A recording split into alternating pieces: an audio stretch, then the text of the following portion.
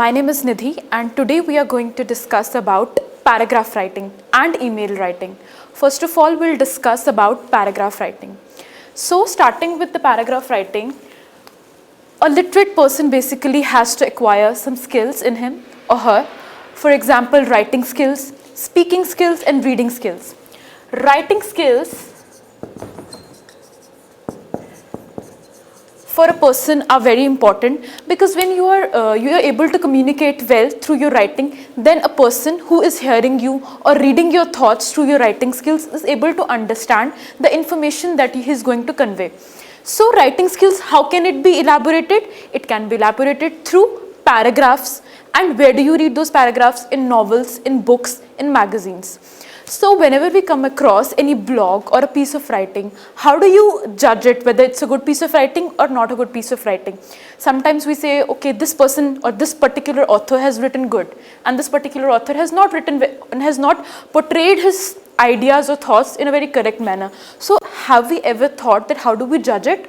So for this, we need to understand that how the collation of the whole thought of writing is done. The whole collation of writing is done through paragraphs. And what does a paragraph require essentially to be considered in among the good piece of writing? That is what we are going to study today. So paragraph writing, as you can see on the whiteboard, first of all, we'll define what is a paragraph. A paragraph in a layman's language is basically a collation of words in the form of sentences. Okay, so these words, when they form sentences, so how do we say that they make any sense to us? They make a sense to us when we see them in a sequence, in a logical order. Then we are able to understand that these sentences are forming an information that we want to read. So paragraph basically is a collection of thoughts in form of words and sentences which is in the logical sequence and forms a sense to us. Okay, that is basically the definition of the paragraph. Sequence of words in the form of sentences making sense basically. You can't say like, I'll give you an example. When you are reading a sentence, for example, Ram is cleaning his room. So this is making sense to you that Ram is cleaning his room is a sentence. When we'll say cleaning room done by Ram. These are also words but does not form any logical sense to you. So do we consider it a sentence? We will consider it a sentence obviously but not in a logical manner. So a paragraph should have those sequence of sentences that is in a logical manner. Okay, so logic is a very important part of the sentence formation in the form of a paragraph. So words in a logical manner and in a sequence. Now this was about the definition of the paragraph.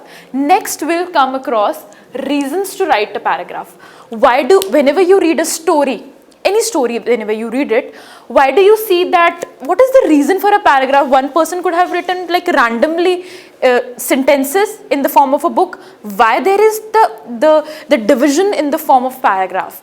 It is because so that the reader, the person who is going to grasp the information is able to understand it in a sequence.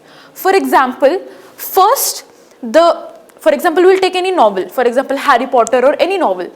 First, the introduction of the characters is given to us so that our interest develops into the novel and our interest is more grown as the novel proceeds. So the hierarchy in the form of paragraphs, the reason to form the story in the form of paragraphs is important for ourselves, for the readers, for the people who are going to consume that information. It should make sense to them basically. So reasons to write a paragraph, first of all, is convey your thoughts or perspectives. When a person writes in the form of paragraphs, he is able to convey his thoughts and perspectives in a sequence, as I already told you. Second is reflection of ideas in a sequential manner. Okay, the paragraphs basically have the motive to convey the information in a sequential manner. So these were about this was about the definition and the reasons why do we write in the form of paragraphs. Now we are able to understand that why words are written in a sequence and why the logical sequence is formed, so that our interest is incorporated into the whole thing that the person is willing to convey to us. Okay. Next we'll come upon, we'll try to understand the features of a paragraph. Okay, the features of the paragraph, whenever you try to write a paragraph, first of all, beginning of the paragraph should be with a title.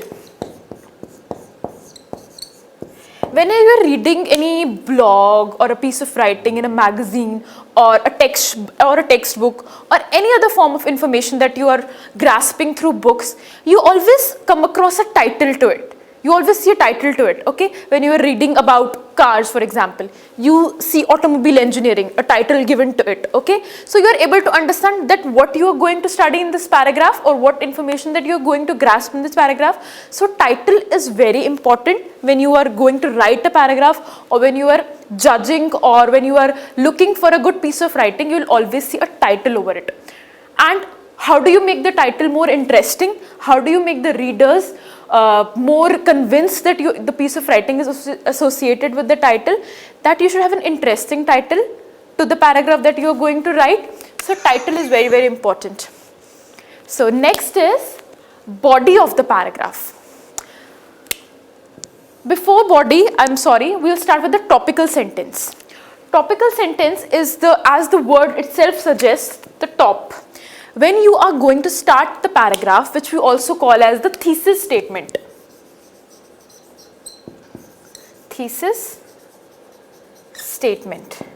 When we are going to start to write a paragraph, the thesis statement should always be introductory. The topical sentence should always be introductory, as in the whole information should not be conveyed in the introductory part. It should always introduce the reader, the consumer, the audience to the paragraph. Okay, when you're going to write a story, obviously you're not going to give the conclusion in the first 3 or 4 lines. You're going to develop the interest sequentially. So that is what is the motive of the paragraph. In topical statement or topical sentence, or the thesis statement as we have called it, you will always try to be convincing in the sense that you will always give the introduction to it. Okay, that's about it. Second is the body. Next, when you will approach any piece of writing, the body of the sentence, that first of all you have introduced the whole thing. Now the body of the paragraph would be like you will unfold or untangle the whole thing. You have introduced the topic, now you will start to untangle the things. If for example it's a story that you have, for example we will take the example of Harry Potter. You have given the introduction that this is a gothic novel or a sci-fi kind of novel. In the body of the whole novel, the characters would start to unfold. Their traits, their qualities, their powers, whatever the novel is about, it starts to unfold in the body. So the paragraph is also like that. Introduction creates the whole introductory part. Body is the unfolding of the things. Whatever information, it can be any information, it can be regarding science, it can be regarding art, it can be regarding sports. Any information is untangled or unfolded in the body. You should always keep in mind that you will not give any conclusion to it, or you will not give any sentences which are like out of nowhere, which are random. The sequence is very important. The coherence, as we call it. Coherence. Coherence is the coiled form. You have seen the structure in the form DNA structure or the structure of the ring of the telephone. Your writing should be also like that. Like it should be coiled. The sentences should not be segregated. Like for example, I'll give you an example. For example, I have to introduce myself. I am Nidhi. I am a soft skills trainer. I have completed my education from Punjab University. I like to play sports and I like to listen to rock music. So these are sentences which are segregated. Okay. Your job as a writer should be, when you're going to write in form of a paragraph, that your sentences should not be segregated, they should be coiled. I'll give an example now again in the form of the coiled structure. My name is Nidhi and I have completed my education from Punjab University. Moreover, I like to play guitar in my free time. At the same time, I love to read novels. So at the same time, and because these are all the connectors which form the coiled structure, so there should be connectors which give connection to the sentences and they form the whole coil. So your paragraph should also be like that. Like, it should not be segregated, it should be coiled. Sentences should be coiled, it should form a sequence, it should not sound random. New ideas cannot be enforced in between the paragraph. An idea has to be extended till the end. New ideas can't be given in between. So that is one thing that you all have to keep in your mind.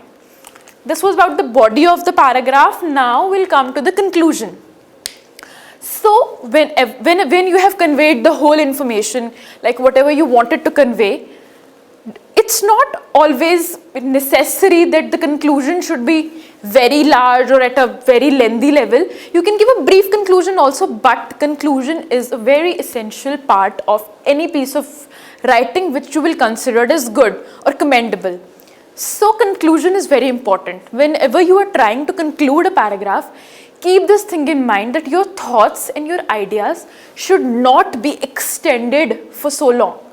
Like, conclusion should be brief and your idea should be put to the closure. Now the reader, the person who is reading your thoughts, should be able to understand that now this thing is coming to an end. Now the whole ideas, whole thoughts have been, untangled by the author or the writer. Now he is trying to put a closure to it, and he as a reader should be satisfied that the information that he wanted to get was very clear in the body part of it. Now the conclusion should be that. Conclusion basically, when a person is writing a medical blog, for example, on any disease or any medicine that a person is going to write, his conclusion should always be on a positive note, that what are the future perspectives of it. Any piece of writing, for example, you are writing on a travel blog, okay? So when you have explained the whole place in the body of the paragraph, now in the conclusion you will give the future perspectives of anything. Like, I would like to travel in future to France or to London or to any place that the person has not been. So the conclusion should be always about the future perspectives of it. Anything, it can be anything. Okay, this was about the conclusion. We were talking about the supporting ideas.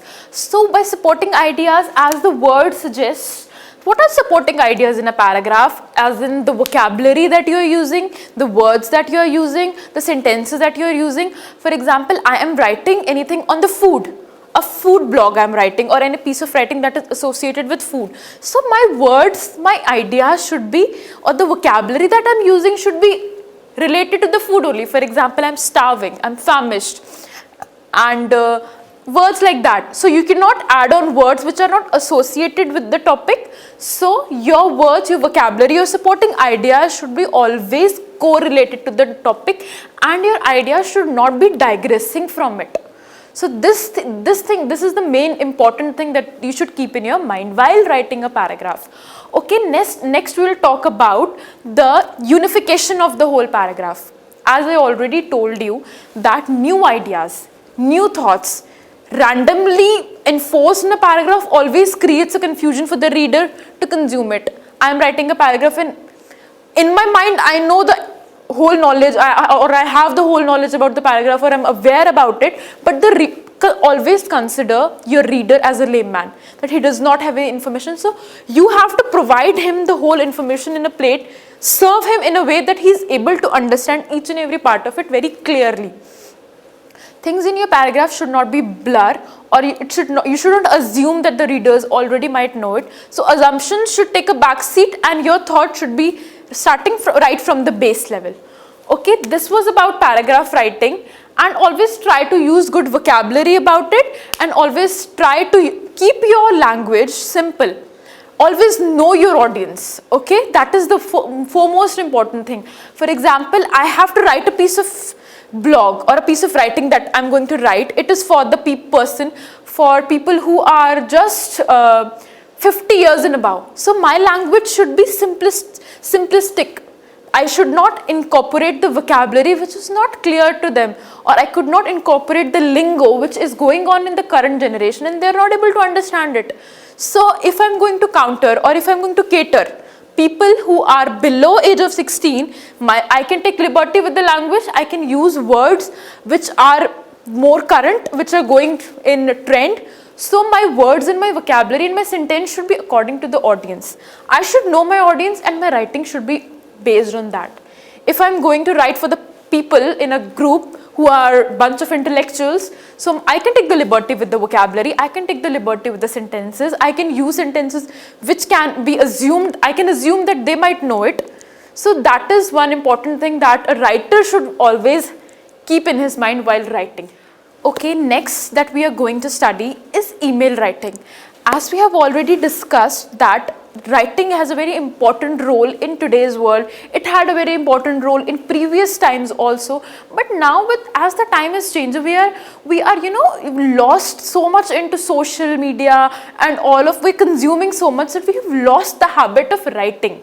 So most people who are going for their jobs, who are interviewing for various companies, they're very good at technical, they're very good at speaking, but they lack the ability to write. That is what we are witnessing in today's generation.